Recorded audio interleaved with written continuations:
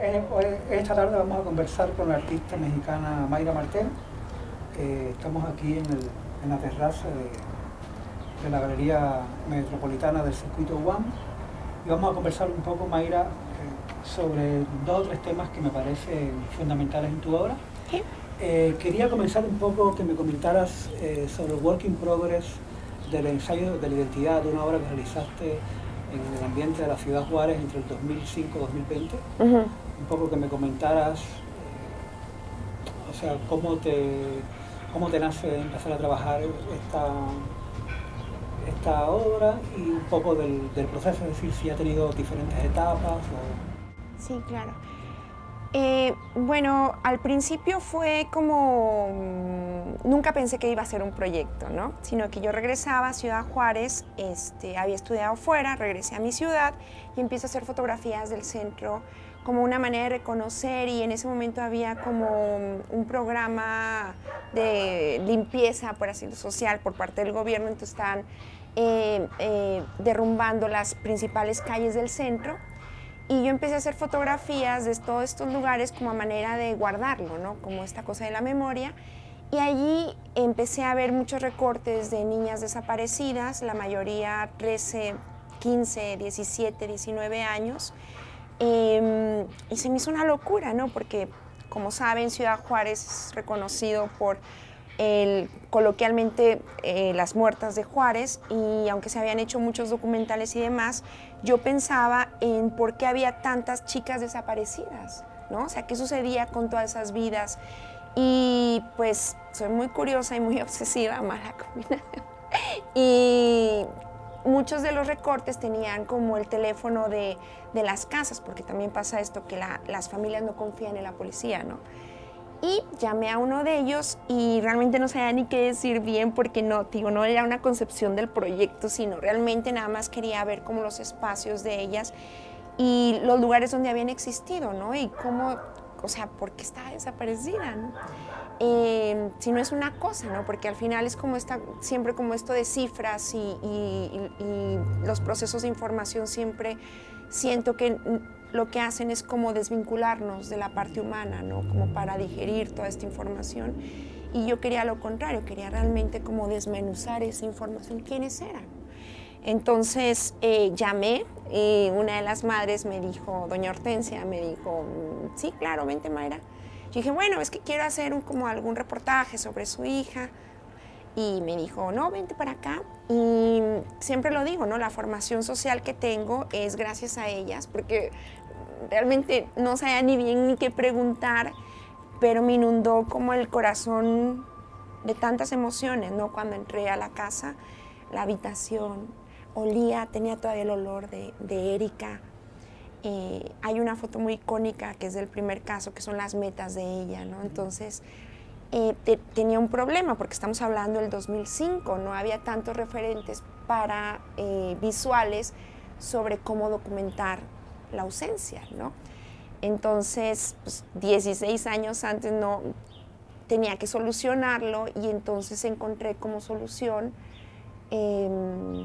cualquier signo de presencia de ellas. Entonces fue así como empecé como a explorar en sus cuartos, en sus cosas, la información que las madres me daban, los álbumes que me enseñaban, y así fue como nació Ensayo de la Identidad, ¿no? Sí, a mí aquí en este sentido había marcado 2 cosas, ¿no?, que conversábamos ahorita. Primero, que es una obra que se me conecta un poco en cuanto a proceso de trabajo, digamos, con la obra de los falsos positivos realizados en Colombia durante el 2009. En este caso son hombres, son chicos jóvenes. Un poco que me comentara sobre eso, para después pasar un poco. A mí me interesa mucho la relación, digamos, el trabajo de la identidad en este caso, pero a la vez también, digamos, que hay una identidad que es la identidad de la ausencia a partir, o sea, como consecuencia de una violencia específica, Claro. ¿no? Entonces, podríamos arrancar un poco. ¿Crees que hay una conexión entre los falsos positivos, o sea, como proceso, y la obra que realizaste en Juárez, es decir, lo que realizas en Colombia y lo que habías realizado antes en Juárez? Sí, creo que sí, es otra vez, porque también me vi con ese problema, ¿no? ¿Cómo sacas una foto de una persona que no está? es un problema existencial y técnico, cónchale, ¿no? Y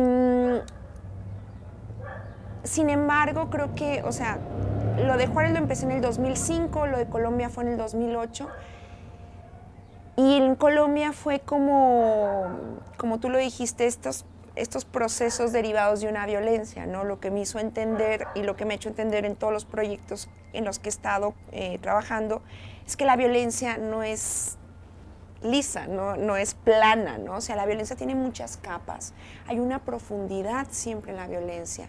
Y al momento de observar todos estos panoramas, todos estos silencios que se dan, todos estos espacios, todo este sufrimiento, dolor y que ocupan estos espacios en estas capas de violencia, creo que he entendido que la observación es muy importante, ¿no? Y en el caso de Colombia se dieron también otro tipo de situaciones. Por ejemplo, yo nunca había ido a sacar cuerpos de fosas y en el caso de Colombia tuve que hacerlo, ¿no? Porque o sea, muchos de los casos de Ciudad Juárez, las madres no saben qué pasó con sus hijos. En el caso de Colombia sabían, ¿no? ¿Por qué? Porque el gobierno colombiano en los noticieros pone fotos de la morgue y dice, estos guerrilleros muertos, que bueno, explico, los falsos positivos, en el 2008 Uribe le dice al ejército, por cada guerrillero muerto, te voy a dar días libres, te voy a pagar y demás. Entonces lo que empieza a hacer el ejército colombiano es ir a secuestrar jóvenes de los lugares más pobres o vulnerados de Colombia, ¿no? Como este caso es, yo trabajé en Soacha, en Bogotá, y los secuestraban, se los llevaban al norte de Colombia, a 16 horas de Bogotá, en Ocaña, y les decían, corre, ¿no? Entonces los chicos salían corriendo y los asesinaban.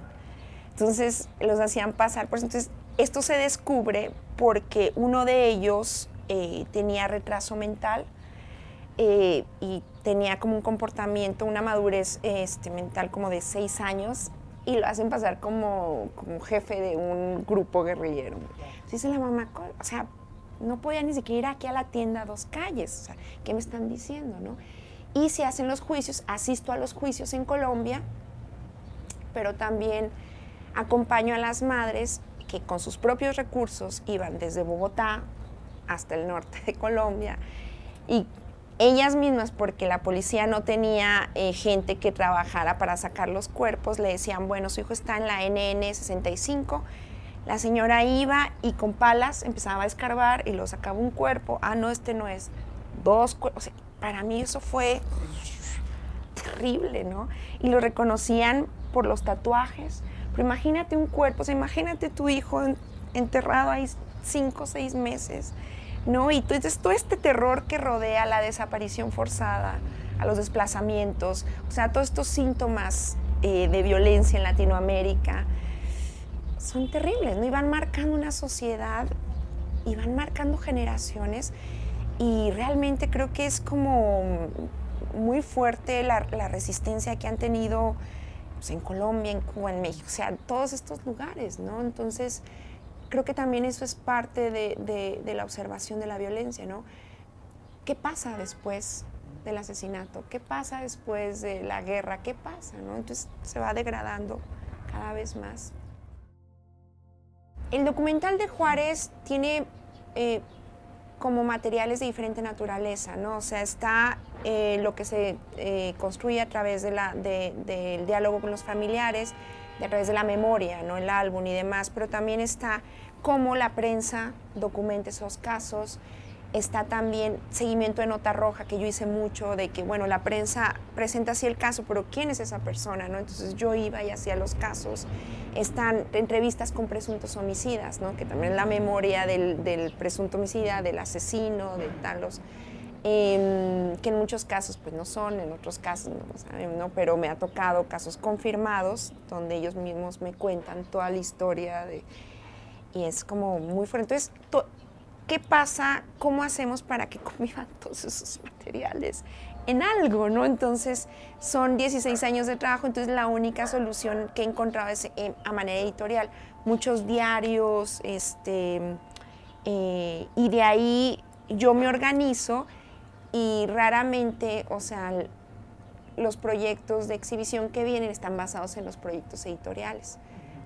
Entonces es Juárez en el 2000, que está hecho en el 2004, 2005, pero es publicado hasta el 2014.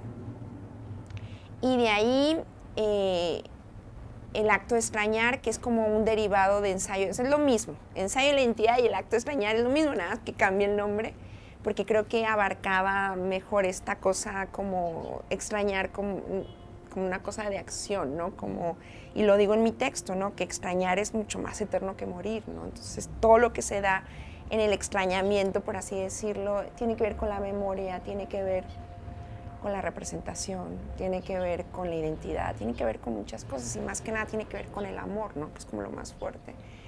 Y pues te lo contaba, son 143 historias de mujeres desaparecidas, creo que van a quedar en 40 y estamos trabajando en ese libro, Alfonso Morales y yo.